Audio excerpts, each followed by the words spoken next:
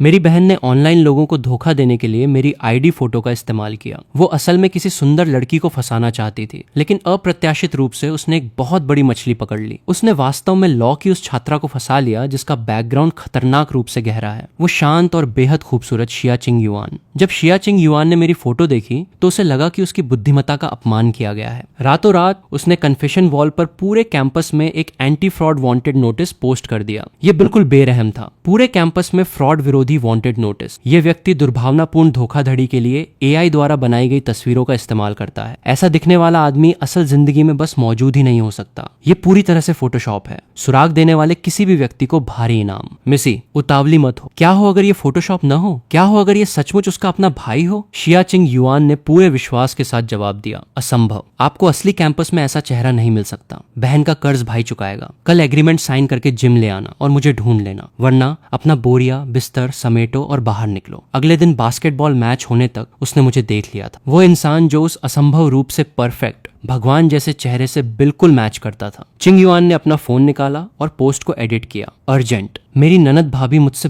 बहुत डरी हुई लग रही है। वो कॉलेज छोड़ना चाहती है। मैं इस एग्रीमेंट पर कैसे साइन करूं कि वो रुक जाए? ऑनलाइन इंतजार कर रही हूँ। ये काफी अर्जेंट है। टांग, तुम और मैं जुड़वा भाई बहन हैं, लेकिन हमारी बुद्धिमत्ता बहुत ही असमान रूप से बनती है। ऐसा लगता है जैसे गर्भ में ही मैंने उसका दिमाग अपने लिए छीन लिया था। जब मैं गणित ओलंपियाड में गोल्ड मेडल जीत रहा था और शैक्षणिक रिसर्च कर रहा था, तब वो गुड़ियों से खेल रही थी। जब मुझे एक टॉप यूनिवर्सिटी में जल्दी एडमिशन मिल गया, तब भी उसे पिनाइन और इंग्लिश मिक्स करने के लिए टीचर से डांट पड़ रही थी। किसी तरह इस बेवकूफ की किस्मत चमक गई और आर्ट स्कॉलरशिप के जरिए उसे उसी यूनिवर्सिटी में एडमिशन मिल गया जिसमें मैं था। हाँ, सेमेस्टर के अभी कुछ ही दिन हुए थे कि ये पूरी तरह से मूर्ख लड़की मेरे पास बेहद खुश होकर आई और कहने लगी कि वो एक टॉप क्लास बेहद खूबसूरत बड़े वीआईपी से मिली है और उम्मीद कर रही है कि इसके जरिए वो हाई सोसाइटी के सर्कल में घुस जाएगी। मैंने उससे कहा कि गहरे बैकग्राउंड वाले लोगों से पंगा नहीं लेना चाहिए, लेकिन उसने मेरी एक नहीं सुनी। जब तक वे सुंदर हैं तब तक सब ठीक है। उस दौरान वो हर दिन मुझे अपनी प्रोग्रेस रिपोर्ट देती थी। भाई, उसने मुझे ऐड कर लिया। उसने मेरी फ्रेंड रिक्वेस्ट एक्सेप्ट कर ली। वो बहुत प्रोफेशनल लगती है। वो मुझसे कानून के बारे में भी बात करती है। क्या ये किसी वीआईपी का आकर्षण है? जब तक कि एक दिन वो घबरा कर मेरे पास आई। भाई, मुझे बचा लो। उसने कल आमने सामने मिलने के लिए कहा है। मेरी हालत खराब हो रही है। भाई, क्या तुम प्लीज मेरी मदद कर सकते हो? जब मुझे ये मैसेज मिला तो मेरे एडवाइजर द्वारा मेरी थीसिस जल्दी पूरी करने के दबाव के कारण मुझे भयानक सिरदर्द हो रहा था। क्या थीसिस अभी तक पूरी नहीं हुई है? तुम मुझसे और कितना इंतजार कराने वाले हो? बिना सोचे समझे मैंने लापरवाही से उसकी मदद करने के लिए हाँ कह दिया। मैं आधी रात के बाद तक जागा रहा, एडवाइजर को थीसिस भेजी और आखिरकार राहत की एक लंबी सांस ली। रुको जरा, मैंने अभी अभी उसकी किस चीज में मदद करने के लिए हाँ कहा था? मेरे रूममेट ने मुझे स्कूल के फोरम से एक ट्रेंडिंग पोस्ट फॉरवर्ड की। उसका टाइटल बिल्कुल धमाकेदार था। मेरा हाथ फिसला और मैंने उस पर क्लिक कर दिया। पोस्टर की आईडी किसी ऐसे इंसान जैसी लग रही थी जिससे पंगा नहीं लेना चाहिए। उसकी लाइनें व्यावहारिक रूप से बारूद उगल रही थीं। लोगों को ठगने के लिए एआई द्वारा बनाई गई तस्वीरों का इस्तेमाल करने वाले बीमार विकृत इंसान, क्या तुम बस इस स्कूल से दफा हो सकते हो? कमेंट्स में मौजूद भीड़ को इस ड्रामे में बहुत मजा आ रहा था। मिस शिया कानून की छात्रा है। वो झूठ बोलने वालों से सबसे ज्यादा नफरत करती हैं। ये लड़का सीधे सीधे निशाने पर आ गया है। शिया चिंग युआन ने बहुत तेजी से जवाब दिया। आप स्क्रीन के पार से ही उसका गुस्सा महसूस कर सकते थे। मैं कानून की पढ़ाई करती हूँ। मैं धोखाधड़ी और जालसाजी से नफरत करती हूँ। मैं जानती थी कि ये मूर्ख जल्द ही या बाद में तबाह हो जाएगा। मिस शिया को ठगने के लिए फर्जी फोटो का इस्तेमाल करना, क्या उसे अपनी जान प्यारी नहीं है? उससे कॉलेज छुड़वाओ। अशिया चिंग युआन, तुमने इतने समय तक नोटिस किया और अब जाकर तुम्हें एहसास हुआ कि ये एक फर्जी फोटो है। ये लड़की आमतौर पर इतनी डरपोक है। मुझे विश्वास नहीं हो रहा कि उसने सचमुच ऐसा कुछ कर दिया। मुझे उसके हॉस्टल के कमरे का नंबर मिल गया और मैं सीधे वहां चली गई। मैंने उसे हॉस्टल की गैलरी के कोने में ही घेर लिया। वो रोने लगा और रहम की भीख मांगने लगा। कहने लगा कि प्रोफाइल पिक उसके अपने सगे भाई की है। उसने कहा कि उसका भाई सचमुच ऐसा ही दिखता है। मजेदार है। क्या उसे लगता है कि मुझे बेवकूफ बनाना इतना आसान है? फोटो में इतना हैंडसम दिखने वाला कोई इंसान असल में सचमुच हो ही नहीं सकता। देर रात हॉस्टल की गैलरी में धुंधली बत्ती जल रही थी। मैंने अपने फोन की स्क्रीन को घूरा। मैं उस फर्जी फोटो को जितना ज्यादा देख रहा था, वो उतनी ही ज्यादा जानी पहचानी लग रही थी। धत तेरी, क्या ये बिल्कुल वही आईडी फोटो नहीं है जो मैंने पिछले हफ्ते सिर्फ इसलिए खिंचवाई थी क्योंकि मैं इसमें बहुत ज्यादा हैंडसम लग रहा था? लोग लगातार कह रहे थे कि ये एआई द्वारा बनाई गई है। टांग यू इस समय अपनी हॉस्टल की कुर्सी पर सिमटी बैठी थी, अपने आंसू पोंछते हुए फोन को घूर रही थी और पागलों की तरह माफीनामे टाइप कर रही थी। इसके तुरंत बाद शिया चिंग युआन ने एक और अपडेट पोस्ट किया। ये लड़का बहुत जल्दी डर जाता है, मेरे कुछ करने से पहले ही रोने लगा, लगातार चिल्लाता रहा कि वो उसका भाई है और यहाँ तक कहा कि उसका भाई कल सुबह 10 बजे कर्ज चुकाने के समझौते पर साइन करने जिम आएगा, तो वो मुझसे सब्रोगेशन के बारे में बात करना चाहता है। ठीक है, उसका दावा है कि उसका भाई गुड लुक्स की आखिरी सीमा है। मैं कल वहीं इंतजार करूंगी, देखते हैं मैं इस फोटोशॉप फ्रॉड को कैसे बेनकाब करती हूँ। अब मैं तो बर्बाद हो गया, मेरे चेहरे का भाव तुरंत जम गया, मेरा सिर चकराने लगा। ऐसा लगता है कि कल सुबह 10 बजे की इस लड़ाई में मेरे पास जाने के अलावा कोई और रास्ता नहीं है। मैं जिद में पोस्ट को घूरता रहा ताकि कोई ऐसा सबूत ढूंढ सकूं जिससे साबित हो सके कि उसने ऐसा नहीं किया, लेकिन आखिर में मुझे बस मायूसी से स्वीकार करना पड़ा। हर जगह लोगों को ठगने के लिए मेरी फोटो का इस्तेमाल करने वाली यह मूर्ख वास्तव में मेरी अपनी सगी बहन है, टांग यू। ओह टांग यू, तुम्हें सचमुच अपनी जान प्यारी नहीं है। फोरम का माहौल पूरी तरह बदल चुका था। यह अमीर लड़की सचमुच बहुत कड़क बात करती है। ऐसा लगता है कि वह वास्तव में बहुत गुस्से में है। किसी ने नए आने वालों को समझाने के लिए मजाकिया अंदाज में कमेंट किया, शिया चिंग युआन कानून विभाग की बदनाम डायन है, उसका पारिवारिक बैकग्राउंड खतरनाक रूप से गहरा है, हर किसी को उसका सम्मान करना पड़ता है। वो धोखेबाज तो अब गया काम से, उसने पूरे स्कूल की सबसे कड़क लोहे की प्लेट पर लात मार दी है। इन कमेंट्स को पढ़कर मेरा दिल पूरी तरह बैठ गया। उन सभी उपन्यासों की कहानियों के अनुसार जो मैंने पढ़े हैं, इस तरह का अमीर, ताकतवर और गुस्सैल इंसान पंगा लेने के लिए सबसे ज्यादा घटिया होता है। मुझे बहुत गुस्सा आ रहा था, मैं टांग यू को बाहर खींचकर पीटना चाहता था। घबराहट महसूस करते हुए मैंने वो कॉन्टैक्ट इन्फो निकाली जो टांग यू ने मुझे दी थी और चिंग युआन नाम के उस व्यक्ति को ऐड कर लिया। इससे पहले कि मैं ये सोच भी पाता कि शुरुआत कैसे करूं, फ्रेंड रिक्वेस्ट एक्सेप्ट हो गई। हेलो मिस शिया, मैं टांग यू का भाई हूँ। उस फोटो के सिलसिले में ये वास्तव में एक गलतफहमी है। एक गलतफहमी? तुमने मुझे पूरे आधे महीने तक ठगने के लिए उस नामुमकिन रूप से हैंडसम फर्जी चेहरे का इस्तेमाल किया और अब तुम मुझसे कह रहे हो कि ये एक गलतफहमी है? वो फोटो असली है, वो सचमुच मेरी खुद की असली आईडी फोटो है, कोई फिल्टर नहीं और निश्चित रूप से कोई फोटोशॉप नहीं। अगर वैसा चेहरा असली है तो मैं बास्केटबॉल के दोनों बास्केट उसी वक्त वहीं कोर्ट पर छोड़ दूंगी। कल सुबह 10 बजे मुझे इस बकवास से बेवकूफ बनाना बंद करना। तुम्हारी बहन ने जिस कर्ज चुकाने के समझौते का जिक्र किया था उसे साथ लाना, जिम में हाजिर रहना, वरना अगर मैंने असली इंसान को नहीं देखा तो मैं इस पूरे मामले को बेनकाब कर दूंगी और उसे कॉलेज से निकलवा दूंगी। टांग यू, ओह टांग यू, तुम सचमुच किसी काम की नहीं हो। शायद मुझे बस उसे अपना अकाउंट डिलीट करने देना चाहिए और जिंदगी की नए सिरे से शुरुआत करने देनी चाहिए। इस तरह की मुसीबत मुझ जैसे कानून का पालन करने वाले नागरिक के लिए बिल्कुल सही नहीं है, जो बस चुपचाप अपनी एकेडमिक रिसर्च करना चाहता है। जो भी हो, सोने का समय हो गया। सोने से ठीक पहले मेरा हाथ फिसला और मैंने पोस्ट दोबारा चेक की। वहां का माहौल पहले ही पटरी से उतरने लगा था। ओपी, क्या हो अगर भाई सचमुच गजब का हैंडसम निकला? क्या अच्छे लुक्स तुम्हारा पेट भर सकते हैं? मिस शिया विश्वसनीयता को सबसे ज्यादा मानती हैं। अगर उन्होंने कहा है कि वो कल उसे तबाह कर देंगी तो वो कल उसे तबाह कर ही देंगी। सच कहूं तो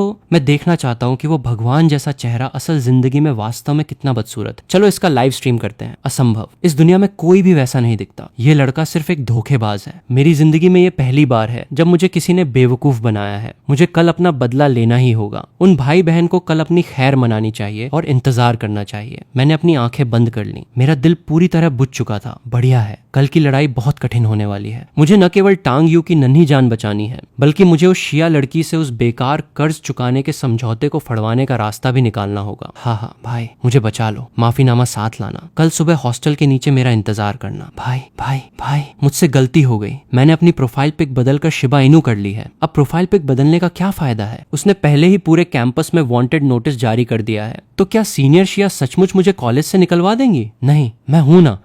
धत तेरी टांग चेन, तुमने इतने कड़क कपड़े क्यों पहने हैं? क्या तुम किसी ब्लाइंड डेट पर जा रहे हो? मेरे पास उसे जवाब देने की फुर्सत नहीं थी। मैंने रात भर में प्रिंट किए गए समझौते को मोड़ा और उसे अपने फोल्डर में ठूंस लिया। लूमिंग आगे झुका, एक नजर देखने के लिए अपनी गर्दन उचकाते हुए बोला, बाप रे, कर्ज चुकाने का समझौता। किसका कर्ज बकाया है? मेरी बहन का, टांग यू का। उस पर किस तरह का कर्ज हो सकता है? मिल्क टी के पैसे। वो शिया चिंग युआन की कर्जदार है और साथ ही उस पर आधे महीने का बेवकूफी टैक्स भी बकाया है। शिया चिंग युआन, कानून विभाग की वही बेरहम लड़की जिसके बारे में मिस शिया कुछ दिन पहले बात कर रही थी। मुझे मत बताना कि वो तुम ही हो। धत तेरी, अपनी जान बचाकर भागो। भाई, वो महिला सचमुच खून की नदियां बहा देती है। वो बहस करके किसी इंसान को जीते जी मार सकती है। तुम्हें पता है ना, मैं जानता हूँ, तुम जानते हो, और फिर भी जा रहे हो। मुझे जाना ही होगा। अगर मैं नहीं गया तो टांग यू कल अपना बोरिया बिस्तर समेट कर घर लौट जाएगी। तो फिर संभल कर रहना। भाई, जब मैं नीचे पहुंचा तो मैंने देखा कि टांग यू ने खुद को पूरी तरह से कवर कर रखा था। क्यों? रोना बंद करो। रोने का कोई फायदा नहीं है। बाद बाद में जब शिया चिंग युआन तुम्हें एक नजर देखेगी तो ये 2-4 आंसू उसके दांतों के गैप भरने के लिए भी काफी नहीं होंगे। मैं तो बस घूमने के लिए किसी सुंदर लड़की को फंसाना चाहती थी। तुमने सुंदर लड़की को फंसाने के लिए मेरी फोटो का इस्तेमाल किया। तुमने अपनी खुद की फोटो क्यों इस्तेमाल नहीं की? जब मैं अपनी फोटो यूज करती थी तो कोई मुझ पर ध्यान ही नहीं देता था। मैंने एक गहरी सांस ली, खुद को याद दिलाते हुए कि वो मेरी सगी बहन है, मैं उसे पीट नहीं सकता। जब हम जिम से अभी 500 मीटर दूर थे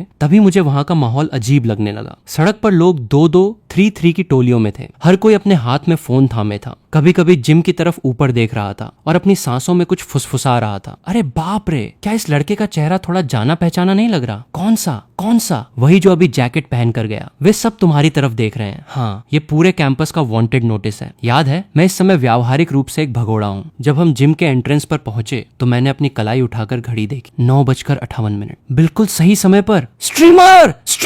क्या वो यहाँ है? क्या वो फोटोशॉप का अजीब फ्रॉड सचमुच अपना चेहरा दिखाने वाला है? भाई, शायद हमें वापस चले जाना चाहिए। हम इतनी दूर आ चुके हैं, अगर हम अब वापस गए तो तुम और भी तेजी से मार खाओगे। हे भगवान, वो कौन है? रुको, वो चेहरा। मैंने वो चेहरा कन्फेशन वॉल पर देखा है। क्या वो फोटोशॉप है? रुको, वो फोटोशॉप नहीं है क्या? वो सचमुच एक असली इंसान है। दोस्तों, देखो, मेन कैरेक्टर यहाँ आ गया है। मेन कैरेक्टर यहाँ है। मैंने अपनी आंखें सामने रखी, टांग यू को भीड़ के बीच से सीधे खींचते हुए आगे बढ़ा। जिम के ठीक बीच में बास्केटबॉल कोर्ट के पास दर्शकों के बैठने वाली सीढ़ियों पर एक लड़की बैठी थी। उसकी लंबी टांगें एक के ऊपर एक रखी थीं। एक हाथ से उसने अपनी ठुड्डी को सहारा दे रखा था और दूसरे हाथ से वो अपने सामने की टेबल पर रखे कुछ दस्तावेजों को लापरवाही से पलट रही थी। मेरी आंखें 1 सेकंड के लिए उससे मिली। उसके चेहरे का पूरा भाव आधे सेकंड के लिए साफ तौर पर जम गया, फिर वो बहुत तेजी से नॉर्मल हो गई और दोबारा दस्तावेज पलटने के लिए अपना सिर नीचे कर लिया, जैसे उसका वो पल भर का संयम खोना सिर्फ मेरा भ्रम था। मिस शिया, मैं समझौता ले आया हूँ। मैंने उसे टेबल पर रख दिया।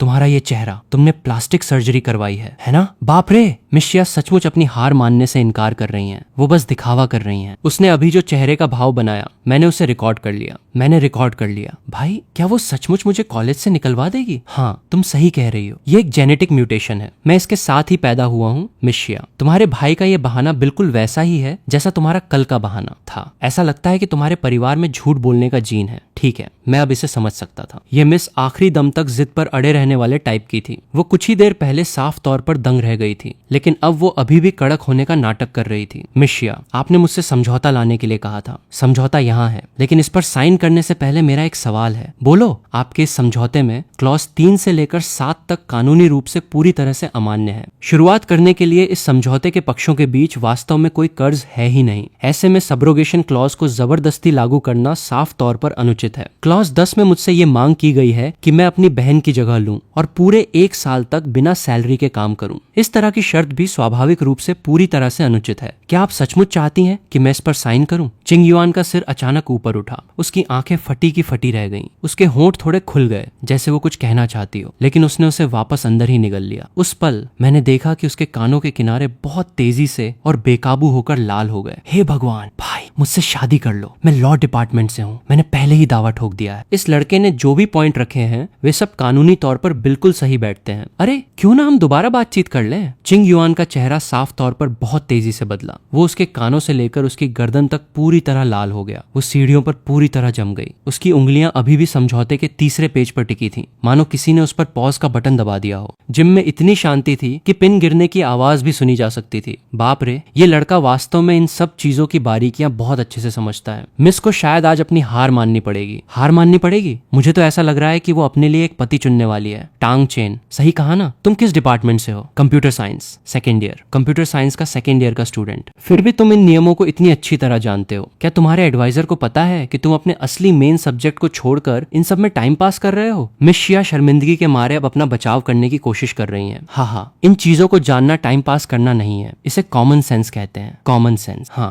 प्रासंगिक सिविल कोड्स में काफी कुछ कंटेंट दिया गया है। अगर कोई एडल्ट 2 वीकेंड्स इसे पढ़ने में बिता दे तो ये रोजमर्रा की जिंदगी के सभी समझौतों और कॉन्ट्रैक्ट के विवादों से निपटने के लिए काफी है। मेरे वो 2 वीकेंड्स वैसे वैसे तो वीडियो गेम्स खेलने के लिए थे, लेकिन फिर मैंने सोचा कहीं मेरी बहन भविष्य में मेरे लिए कोई मुसीबत खड़ी न कर दे, इसलिए खुद को सुरक्षित रखने के लिए मुझे किसी चीज की जरूरत थी। भाई तुमने मुझे क्यों नहीं बताया कि तुमने ये सब पढ़ रखा है? अगर मैं तुम्हें बता भी देता तो क्या तुम इसे समझ पाती? चिंग युआन 3 सेकंड तक बिल्कुल शांत रही, फिर उसने कुछ ऐसा किया जिसकी वहां देखने वाले किसी भी इंसान ने उम्मीद नहीं की थी। ओह भाई साहब, उसने इसे फाड़ दिया, उसने सचमुच इसे फाड़ दिया। क्या मैं सपना देख रहा हूँ? क्या चिंग युआन वास्तव में पीछे हट रही है? ये समझौता वॉइड है। कल रात का वो पूरे कैंपस वाला वांटेड पोस्ट, मैं उसे अभी डिलीट कर देती हूँ। तुम बहुत स्पष्टवादी हो मिस शिया।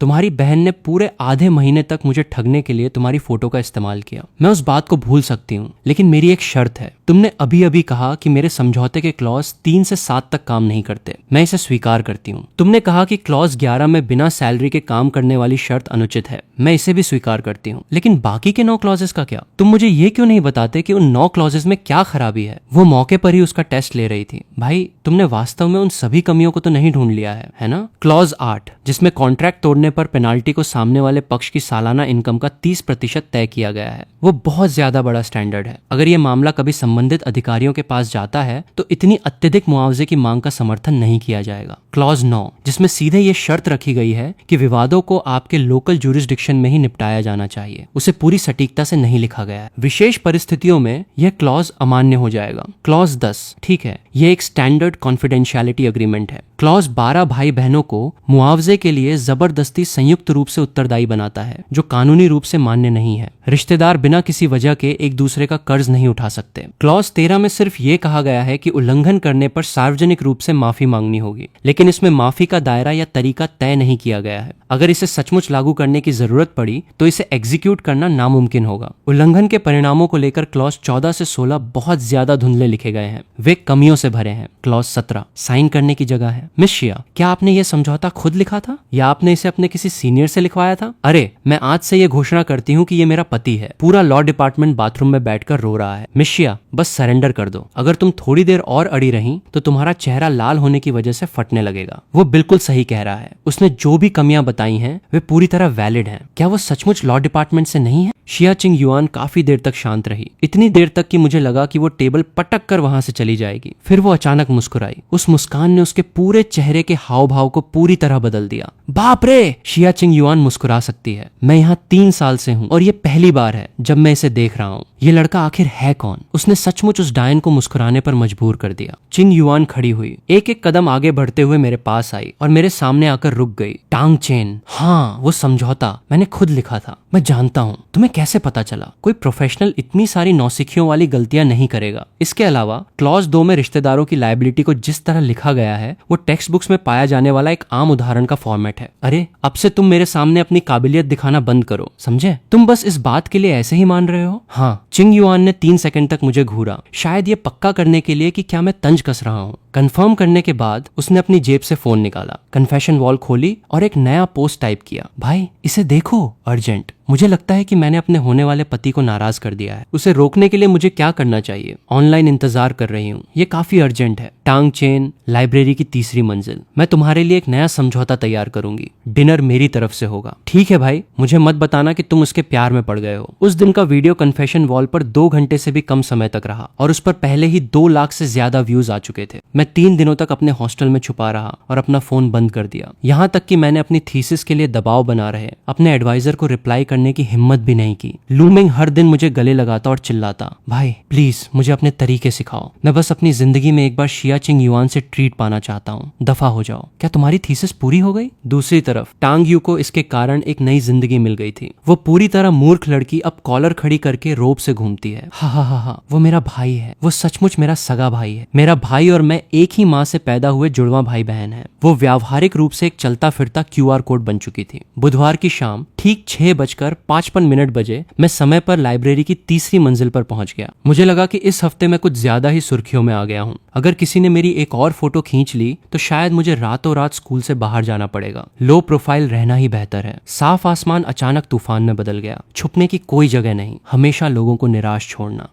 पिछली बार के समझौते के बारे में देखते हैं, इस बार आपने कितने क्लॉज लिखे हैं? 7 क्लॉज। मैंने एक एक को दोबारा चेक किया है। जितना चाहो उतनी कमियां निकाल लो। मैंने समझौता लिया और उसे शुरू से अंत तक स्कैन किया। आपने सचमुच बहुत सुधार किया था। कम से कम अब कोई साफ कमियां नहीं बची थी। क्या आपने इसे लिखने के लिए पूरी रात जागकर बिताई? और नहीं, आपकी आंखों के नीचे के ये काले घेरे बता रहे हैं कि आपने इसे जल्दी पूरा करने के लिए देर रात तक जागना जारी रखा। चिंग युआन ने तुरंत अपना हाथ उठाया और अपनी आंख के कोने को छुआ, लेकिन फिर उसे अचानक कुछ एहसास हुआ। टांग चेन, मेरे सामने अपनी इस छोटी सी ऑब्जर्वेशन स्किल का दिखावा करना बंद करो। मैं बस मुस्कुराया और मैंने कोई जवाब नहीं दिया। हमारे बगल के स्टूडेंट्स लगातार हमारी तरफ देख रहे थे। उनकी आंखें पढ़ाई न कर पाने के शुद्ध दर्द से भरी हुई थी। चिंग युआन दोबारा बोलने ही वाली थी कि सीढ़ियों से कदमों की आवाज गूंजने लगी। वे कदम इतने भारी थे मानो घोषणा कर रहे हो, मैं यहाँ हूँ। मैंने ऊपर देखा। हमारी तरफ गहरे रंग का ट्रेंच कोट पहने एक लड़का आ रहा था। वो मेरी तरफ देखे बिना सीधे हमारी टेबल के पास आया। चिंग युआन, मैं तुम्हें 3 दिनों से ढूंढ रहा हूँ। तुमने मेरे फोन का जवाब नहीं दिया और मेरे वीचैट मैसेजेस का भी रिप्लाई नहीं किया। फांग मिंग, मैंने तुम्हें पहले ही बता दिया था, हमारे पास बात करने के लिए कुछ नहीं है। हाँ, बात करने के लिए कुछ नहीं है। अंकल शिया ने पिछले हफ्ते ही मेरे पापा के साथ डिनर किया था, जिसमें हमारी शादी तय करने की प्लानिंग चल रही थी। फांग मिंग की आंखें मेरे चेहरे पर टिकी। वो मुझे ऊपर से नीचे तक घूरते हुए बोला, ओह, क्या ये वही दर्दनाक डायन जैसा चेहरा है जो आजकल ऑनलाइन ट्रेंड कर रहा है?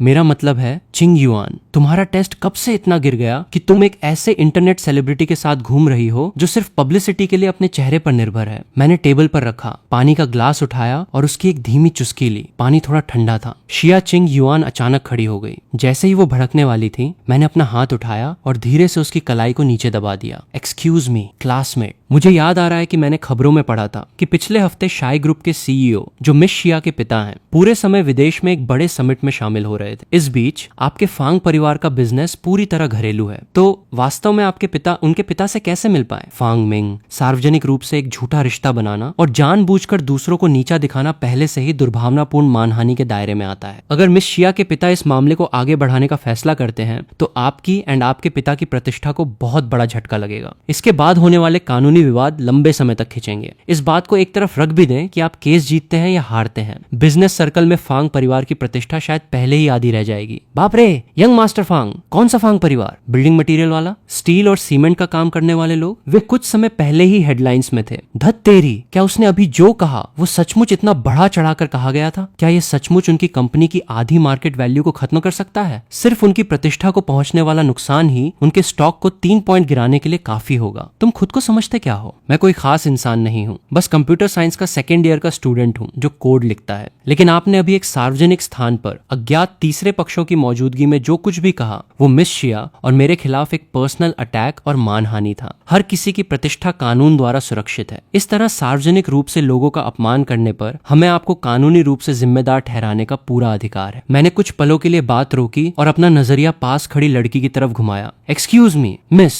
प्लीज, आपने अभी जो वीडियो रिकॉर्ड किया है उसे डिलीट मत करना। मैं नहीं करूंगी, मैं बिल्कुल नहीं करूंगी। मैं इसके 3 बैकअप बनाऊंगी। मैं इसे अभी क्लाउड पर अपलोड कर रही हूँ। फांग मिंग गुस्से के मारे पहले ही लाल हो रहा था। उसने एक गहरी सांस ली। ठीक है टांग चेन, तुम्हारी जुबान काफी कड़क चलती है। तो फिर मुझे ये बताओ, क्या तुम्हें ये भी पता है कि शिया परिवार का सिटी प्रोजेक्ट इस समय कहाँ अटका हुआ है? क्या तुम्हें पता है? अंकल शिया पिछले हफ्ते ही देश वापस लौटे हैं और उनके वापस आने के बाद उन्होंने सबसे पहला काम मेरे पापा को फोन करने का किया था। तुम्हें क्या लगता है, सिर्फ इसलिए कि तुम एक कॉन्ट्रैक्ट ड्राफ्ट कर सकते हो और कुछ नियम जानते हो, तुम हमारे सर्कल के लोगों के साथ एक ही टेबल पर बैठकर खाना खा सकते हो? मैंने बिना एक शब्द कहे उसकी तरफ देखा, लेकिन शिया चिंग युआन ने ऊपर देखा। फांग मिंग, मेरे पिता ने तुम्हारे पिता को फांग परिवार के पास मौजूद 15% इक्विटी को वापस खरीदने पर चर्चा करने के लिए फोन किया था। कीमत को पहले ही मार्केट वैल्यू के 60% तक नीचे गिरा दिया गया है। कॉन्ट्रैक्ट पिछले शुक्रवार को तुम्हारे घर भेज दिया गया था। तुम्हारे पिता ने उस पर साइन किए या नहीं, तुम घर जाकर खुद उनसे पूछ सकते हो। तुम्हें यह कैसे पता? मैं शिया परिवार की बेटी हूँ। क्या तुम्हें लगता है कि मैं कॉलेज में हर दिन सिर्फ तुम जैसे लोगों के साथ बहस करती रहती हूँ? वाह, वह भी कोई ऐसी लड़की नहीं है जिससे आसानी से पंगा लिया जा सके। अभी अभी सार्वजनिक रूप से बेनकाब होने की शर्मिंदगी एक ही पल में पूरी तरह साफ हो गई। इसके अलावा ये शब्द अंकल शिया, प्लीज आज से इन्हें अपनी डिक्शनरी से डिलीट कर देना। मेरे पिता का तुम्हारे पिता से कोई करीबी रिश्ता नहीं है। दोस्तों,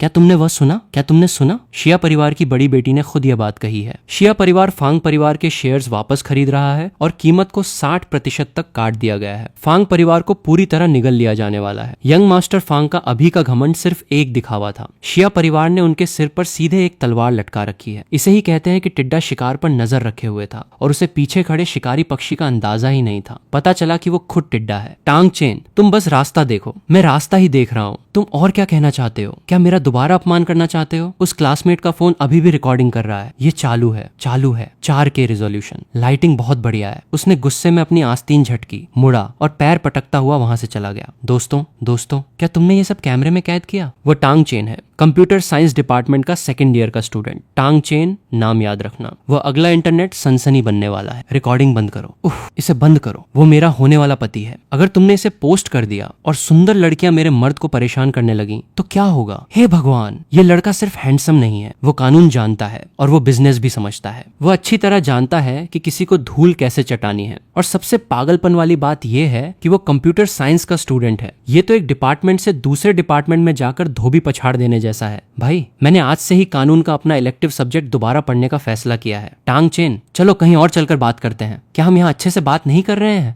यहाँ बहुत शोर है। चलो चलें। कहाँ? मैं तुम्हें ट्रीट दे रही हूँ। हम नानफोंग नाम के एक हुनान रेस्टोरेंट में पहुंचे। चिंग युआन ने खिड़की के पास कोने की एक सीट चुनी और मेनू मेरे सामने बढ़ा दिया। उसने खुद के लिए सिर्फ एक ग्लास लेमोनेड ऑर्डर किया। तुम ऑर्डर करो। मैंने लापरवाही से 2 डिशेस चुनी और मेनू वेटर को वापस सौंप दिया। टांग चेन, अभी कुछ देर पहले लाइब्रेरी में मानहानि के विवादों से जुड़े वो सारे नियम तुम उन्हें इतनी अच्छी तरह कैसे जानते हो? उन 2 वीकेंड्स के दौरान सिविल लॉ के नियमों को पढ़ने के अलावा मैंने सहूलियत के लिए प्रतिष्ठा और व्यक्तिगत अधिकारों के बारे में भी काफी कुछ पढ़ लिया था। कुल मिलाकर काफी कुछ हो जाता है। शिया चिंग युआन 3 सेकंड तक शांत रही, फिर उसने ऊपर देखा। उसकी आंखों में एक ऐसा भाव था जिसे मैं ठीक से समझ नहीं पाया। टांग चेन, तुम्हें कंप्यूटर साइंस डिपार्टमेंट में नहीं होना चाहिए, तो फिर मुझे कहाँ होना चाहिए? उसने इस सवाल का कोई जवाब नहीं दिया। क्या तुम्हारा कानून की पढ़ाई करने का कोई प्लान है? प्लान? अगर भविष्य में कभी मौका मिला तो बताऊंगा। ये रही आपकी डिशेस, पिकल कैबेज, फिश और farm house stir fry pork. राज छुपाकर रखने में भला ऐसी क्या बड़ी बात है? आधा खाना खाने के बाद मैंने अपनी चॉपस्टिक्स नीचे रख दी। क्लासमेट शिया, मैंने लाइब्रेरी में इस समझौते को गौर से नहीं देखा था। अब जब मेरे पास समय है तो मैं इसे दोबारा पढ़ रहा हूँ। माफी और मानसिक प्रताड़ना के मुआवजे से जुड़े शुरुआती कुछ क्लॉजेस बहुत प्रोफेशनल तरीके से लिखे गए हैं। मुझे इनमें कोई बड़ी कमी नहीं मिल रही है। हाँ, लेकिन एक क्लॉज है, बड़ी बहन के कर्ज के लिए बड़े भाई का जिम्मेदारी उठाना, बहन की गलती का हर्जाना भाई भुगते। सुनने में तो ये काफी वफादारी भरा लगता है, लेकिन इसे इस समझौते में शामिल करना वास्तव में काफी अनुचित है। अगर मैं टांग्यू की गलतियों का हर्जाना भुगतने लगा तो उसे मेरे भरोसे रहने की आदत हो जाएगी। वो जो मुसीबतें खड़ी करती हैं, अगर वो खुद उनका सामना नहीं करेगी तो वो कभी बड़ी नहीं हो पाएगी। ये उसकी मदद करना नहीं है, बल्कि उसे बिगाड़ना है। तुम जो चाहो सोचो। तुम देख क्या रहे हो? ये मामला यहीं खत्म होता है। अचानक इरादा क्यों बदल गया? अरे, इससे तुम्हारा कोई लेना देना नहीं है। जब मैंने पहली बार उसे देखा था तभी मुझे एहसास हो गया था कि असल जिंदगी में भी ऐसा परफेक्ट चेहरा वास्तव में मौजूद हो सकता है। सच कहूं तो उस समय मेरा गुस्सा पहले ही खत्म हो चुका था। मैंने ये बेकार समझौता सिर्फ इसलिए लिखा था ताकि मुझे अगली बार उसे बाहर बुलाने का एक बहाना मिल सके। लेकिन अब मेरा दिल नहीं मान रहा कि मैं उससे इस बकवास चीज पर साइन करवाऊं। कमरे की लाइट टेबल पर तिरछी पड़ रही थी, जिससे समझौते के फटे हुए टुकड़ों पर रोशनी चमक रही थी। मैंने 3 सेकंड तक उसे घूरा और मेरे दिमाग में एक नया और काफी अलग विचार आया। टांग चेन, होश में आओ भाई, बहुत बड़ा कांड हो गया है। इसे देखो। मैंने 3 सेकंड तक अपनी आंखें सिकोड़ कर देखा, तब जाकर मुझे वो पिन की हुई पोस्ट साफ दिखाई दी। टाइटल था, खतरनाक चेहरे वाले धोखेबाज का पर्दाफाश, टांग चेन का एकेडमिक फ्रॉड, ट्यूटर्स को रिश्वत देना और उसकी बहन के नाबालिग होने के दिनों की डेटिंग हिस्ट्री का खुलासा। पोस्ट काफी प्रोफेशनल तरीके से लिखी गई थी। इसमें तस्वीरें, एक टाइमलाइन और चैट्स के स्क्रीनशॉट शामिल थे। सब कुछ मौजूद था। इसमें दावा किया गया था कि फर्स्ट ईयर में प्रांतीय मैथ्स मॉडलिंग कंपटीशन में मुझे जो अवार्ड मिला था वो पैसों के दम पर खरीदा गया था। उसमें लिखा था, इस यूनिवर्सिटी में मुझे एडमिशन मिलने की इकलौती वजह ये थी कि मेरी माँ ने सोच सिफारिश लगाई और उन्हें रिश्वत दी। इसमें दावा किया गया कि टांग यू के हाई स्कूल के 3 सालों के दौरान 4 बॉयफ्रेंड्स थे और साथ ही कुछ ऐसी तस्वीरें भी अटैच की गई थीं जो पहले कभी नहीं देखी गई थीं। आखिरी पैराग्राफ सबसे ज्यादा जहरीला था। इस तरह का बनावटी एकेडमिक फ्रॉड करने वाला लड़का और उसकी नाबालिग दिनों में लड़कों से खेलने वाली बहन अभी भी कैंपस में रोब से घूम रहे हैं और लोगों को ठग रहे हैं। हमारा सुझाव है कि स्कूल तुरंत इस मामले की जांच करे और कार्रवाई करे। ये पोस्ट रात 2:07 बजे पब्लिश हुई थी। सुबह 4 बजे तक इसे 1000 से ज्यादा बार शेयर किया जा चुका था। भाई, क्या टांग यू की वो तस्वीर असली है? वो फर्जी है? तुम्हें इतना पक्का कैसे पता? उस फोटो में टांग यू ने हमारे हाई स्कूल की यूनिफॉर्म पहन रखी है। कॉलर पर जो धारी है वो उस नए डिजाइन की है जिसे स्कूल ने पिछले साल बदला था जब वो हाई स्कूल में थी। वो धारी अभी भी कफ्स पर थी। अरे गजब भाई, तुम्हें यूनिफॉर्म की इतनी बारीकियां भी याद हैं? प्राइमरी से लेकर हाई स्कूल तक मैंने उसकी एक एक यूनिफॉर्म खुद धोई है। वाह, तुम जिस तरह भाई का फर्ज निभाते हो उसे देखकर मेरा मन करता है कि मैं दोबारा जन्म लूं ताकि तुम मेरे भाई बन सको। मेरे पास उसकी फालतू बातों का जवाब देने का समय नहीं था। मैं अपने कंप्यूटर के पास गया और बैठ गया। सुबह के 5 बज रहे थे, पोस्ट पब्लिश होने के ठीक 2 घंटे बाद। वास्तव में इस मामले से निपटना इतना मुश्किल नहीं था। जिस एसी अकाउंट से इसे पोस्ट किया गया था वो महज 12 घंटे पहले बनाया गया एक नया फर्जी अकाउंट था। हालांकि उसका आईपी बहुत प्रोफेशनल तरीके से छुपाया गया था जिसे प्रॉक्सी की 3 लेयर्स से रूट किया गया था। एक साधारण इंसान इस तरह का भेष देखकर व्यावहारिक रूप से हार मान जाता, लेकिन कैंपस नेटवर्क से निकलने वाले किसी भी डेटा स्ट्रीम को आखिरकार एक असली फिजिकल एड्रेस पर वापस लौटना ही होता है। एक लेयर पर जाकर मैंने ट्रैकिंग स्क्रिप्ट खोली। मैं 3 सालों से कोड लिख रहा हूँ और मैंने पोस्ट करने वाले अकाउंट की यूआईडी और लॉगिन आईपी रेंज को सीधे उसमें डाल दिया। स्क्रिप्ट लगभग 40 सेकंड तक चली और स्क्रीन पर डेटा की एक स्ट्रिंग पॉपअप हुई। आखिरी लाइन एक असली आईपी एड्रेस था। लोकेशन शहर के पूर्वी हिस्से में स्थित एक 24 घंटे चलने वाला इंटरनेट कैफे। मैंने 3 सेकंड तक उस लाइन को देखा, फिर कोड की कुछ और लाइनें टाइप की जिससे पिछले 72 घंटों में इस आईपी के तहत सभी एक्टिव अकाउंट्स की जानकारी सामने आ गई। मैंने उन्हें स्कैन किया। 7 अकाउंट्स थे जिनमें से 6 बॉट अकाउंट्स थे जो एक ही तरह के बदनामी वाले आर्टिकल पोस्ट कर रहे थे। यहाँ तक कि शब्दों के टेम्पलेट्स भी बिल्कुल एक जैसे थे। 7वें अकाउंट का रजिस्टर्ड फोन नंबर 6371 पर खत्म हो रहा था। मैंने वीचैट खोला और उस कॉन्टैक्ट इन्फो को निकाला जो शिया चिंग युआन ने मुझे कल दी थी। उसने एक नोट जोड़ा था, इस तरह के इंसान को बस ब्लॉक कर दो। मैं गुस्से के मारे हंस पड़ा। वाह यंग मास्टर फांग, तुम्हारी इतनी हिम्मत कि तुमने एक फर्जी अकाउंट रजिस्टर करने के लिए अपने असली फोन नंबर का इस्तेमाल किया। अगर तुम मेरे शागिर्द होते तो मैं तुम्हें उसी वक्त बाहर का रास्ता दिखा देता। वापस घर जाओ और अपना स्टील और सीमेंट का बिजनेस संभालो। मुझे कोई हड़बड़ी नहीं थी। मैंने उन 6 बॉट अकाउंट्स की पोस्टिंग हिस्ट्री खोली, टाइम स्टैम्प्स को क्रॉस रेफरेंस किया और हर आर्टिकल के फॉरवर्डिंग लिंक्स को उनके पेमेंट ट्रांजैक्शन रिकॉर्ड्स के कुछ हिस्सों के साथ कैश कर लिया। मैंने इन सबको सॉर्ट किया। पूर्वी हिस्से के उस इंटरनेट कैफे का मेंबरशिप सिस्टम बेहद पुराना था। लॉगिन रिकॉर्ड सीधे उनकी लोकल ड्राइव पर सेव होते थे। पिछले हफ्ते में वो वहां कुल 4 बार गया था। हर बार का समय रात के 2 बजे का था। मैंने सारा डेटा पैकेज और एनक्रिप्ट किया और उसके 3 बैकअप बना लिए। ये सब खत्म करने के बाद मैंने समय देखा। सुबह के 4:47 बज रहे थे। मैंने वीचैट खोला और चिंग युआन को एक मैसेज भेजा, तुम जाग रही हो? हाँ। तुम इस वक्त तक क्यों जाग रहे हो? बस अभी अभी वो पोस्ट पढ़कर हटाऊं। टांग चेन। मैंने उस पोस्ट को संभालने के लिए पहले ही लोगों को लगा दिया है। उन 2 वाक्यों को देखकर मेरे दिल की वो अकथनीय चिढ़ अचानक गायब हो गई। तुम्हें इसे संभालने की जरूरत नहीं है, मैं इसे खुद कर लूंगा। तुम वो कैसे करने वाले हो? मैं मुस्कुराया और मैंने बहुत सलीके से पैक की गई डेटा की जिप फाइल को सीधे चैट बॉक्स में खींचकर उसे सेंड कर दिया। कल सुबह ठीक 10 बजे प्रिंसिपल के ऑफिस में। तुम आ रही हो या नहीं? मैं आ रही हूँ। मुझे क्या पहनना चाहिए? वाह क्लासमेट शिया, अभी हमने असली काम शुरू भी नहीं किया है और तुम पहले से ही इस बात की चिंता कर रही हो कि क्या पहनना है। वही पहनो जो तुमने कल पहना था जब तुमने समझौता फाड़ा था। आज हम प्रिंसिपल के ऑफिस में फांग मिंग के चिथड़े उड़ाने जा रहे हैं, ठीक है? तो तुम क्या पहन रहे हो? मैंने अपना लैपटॉप बंद किया, मुड़ा और देखा कि लू मिंग अभी भी फटी आंखों से मुझे घूर रहा था। भाई अभी उन 10 मिनटों में। हाँ, क्या तुम वो स्क्रिप्ट मेरे लिए भी इंस्टॉल कर सकते हो? तुम्हें इसकी क्या जरूरत है? मैं ये जानना चाहता हूँ कि बगल वाले हॉस्टल में आधी रात को मेरी इंस्टेंट नूडल्स कौन चुरा रहा है। मैं वापस बिस्तर पर लेट गया और थोड़ा और बढ़ना चाहता था, लेकिन मेरा दिमाग लगातार उसी आवाज को दोहराता रहा। मुझे क्या पहनना चाहिए? लाइब्रेरी की 3री मंजिल। मैं तुम्हारे लिए एक नया समझौता तैयार करूंगी। तुम देख क्या रहे हो? ये मामला यहीं खत्म होता है। सुबह 9:50 बजे मैं एडमिनिस्ट्रेशन बिल्डिंग की 3री मंजिल पर गैलरी के कोने में खड़ा था। जब शिया चिंग युआन हॉल के दूसरे छोर से चलकर आई तो मैंने ऊपर देखा। तुम सचमुच बिल्कुल वही कपड़े पहनकर आ गई। तुमने ऐसे कपड़े क्यों पहने हैं? ये कंफर्टेबल है, सारा सामान इसमें है। शिया चिंग युआन ने 3 सेकंड तक उस मुड़े तुड़े कागज के बैग को घूरा, मानो वो कुछ कहना चाहती हो, लेकिन आखिरकार उसने अपना मुंह बंद ही रखा। उसने अपना हाथ उठाया और हमारे सामने के गहरे भूरे रंग के दरवाजे पर दस्तक दी। अंदर आ जाओ। प्रिंसिपल का सरनेम चेन था। वे अपने 50 के दशक में थे और सोने के फ्रेम वाला चश्मा पहने हुए थे।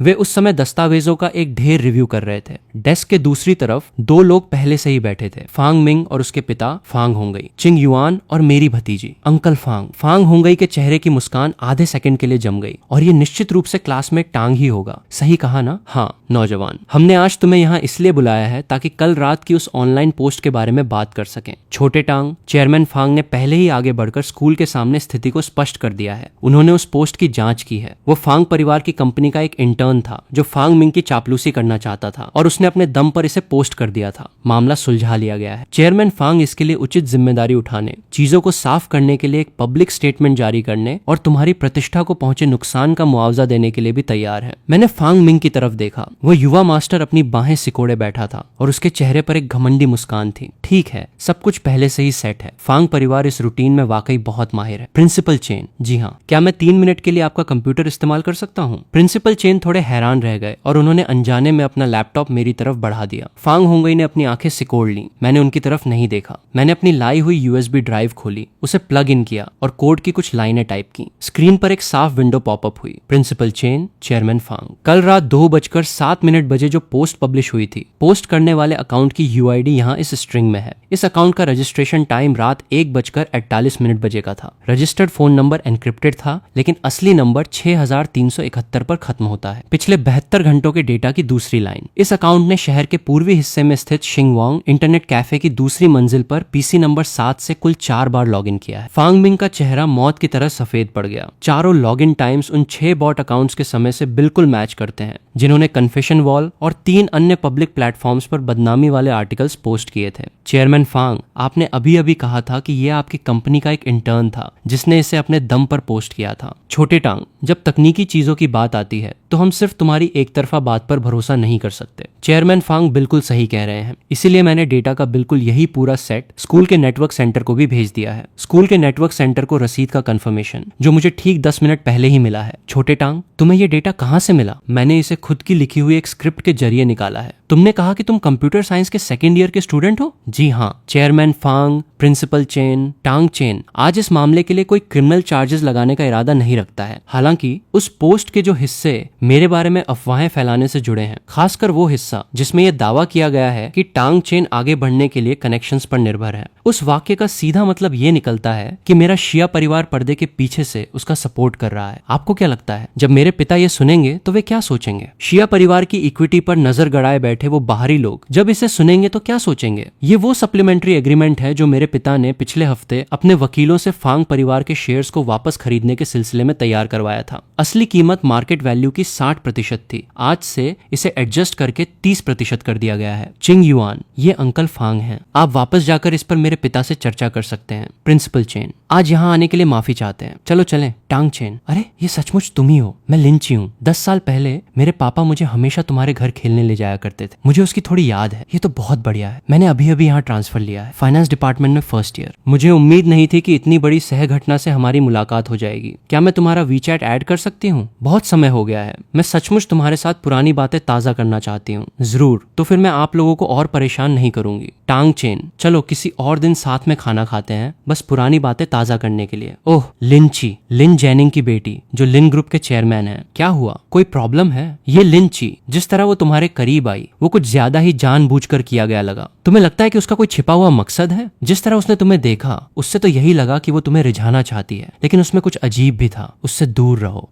कम से कम तब तक जब तक मैं जांच करके चीजें साफ न कर लूं। टांग चेन, हाँ, क्या तुम अपनी वो स्क्रिप्ट बेच रहे हो? नहीं। क्यों नहीं? मैंने वो स्क्रिप्ट अपने 1st ईयर के दौरान लिखी थी। तब से लेकर अब तक मैं इसे 137 बार रिवाइज कर चुका हूँ। अगर मैं इसे तुम्हें बेच भी दूं तो तुम इसका करोगी क्या? Anti fraud, anti botting, commercial due diligence. बाजार में इसकी भारी मांग है। बाजार में मांग सचमुच बहुत भारी है और यही इकलौती वजह है कि मैं इसे बेच नहीं सकता। क्लासमेट शिया, अपने आप में ये स्क्रिप्ट ज्यादा से ज्यादा 2 लाख की है, लेकिन अगर हम इसे एक पूरे प्रोडक्ट स्वीट में बदल दें, इसे एक कंपनी के तहत रजिस्टर करें, इसके फ्रंट और बैक एंड को तैयार करें और इसे कमर्शियल क्रेडिट डेटाबेस से जोड़ दें, तो इसकी वैल्यू 8 अंकों में हो सकती है। अरे तुम ये सब खुद करना चाहते हो? मैं किसी ऐसे इंसान को ढूंढना चाहता हूँ जो मेरे साथ मिलकर ये करे। कौन? मैंने कुछ नहीं कहा, बस चुपचाप उसकी तरफ देखा, उसे अपना जवाब देते हुए। मिडसमर की धूप जिंकगो के पत्तों की परतों से छन कर आ रही थी, जो पेड़ों वाले रास्ते पर टूटे हुए क्रिस्टल की तरह बिखरी हुई थी। घनी शाखाएं और पत्ते धीरे से नीचे झुके हुए थे, जो उनकी आंखों में छिपे उस साफ संकोच और तेजी से धड़कते दिल को पूरी तरह छुपा रहे थे। टांग चेन, कल रात 2 बजे से लेकर आज सुबह 10 बजे तक की तुम्हारी पूरी स्ट्रेटेजी में कुल मिलाकर 8 घंटे से भी कम समय लगा। आईपी ढूंढना, सबूत जुटाना, प्रिंसिपल से अपॉइंटमेंट फिक्स करना, मेरे साथ तालमेल बिठाना, डेटा को नेटवर्क चोंशन में बैकअप करना और मुझसे वो बायबैक एग्रीमेंट निकलवाना। हर एक कदम बिल्कुल सही समय पर था। तुमने ये सब शुरू से ही प्लान कर रखा था, है ना? हाँ, तुम मेरे पास क्यों आए थे? क्योंकि जिस दिन तुमने वो समझौता फाड़ा था, मैंने तुम्हारी डेस्क पर कॉर्पोरेशन एग्रीमेंट का कवर देखा था। Hangoshai corporation, legal department, internship, manual. इस गर्मी में तुमने अपने पिता की कंपनी के लीगल डिपार्टमेंट में इंटर्नशिप की थी।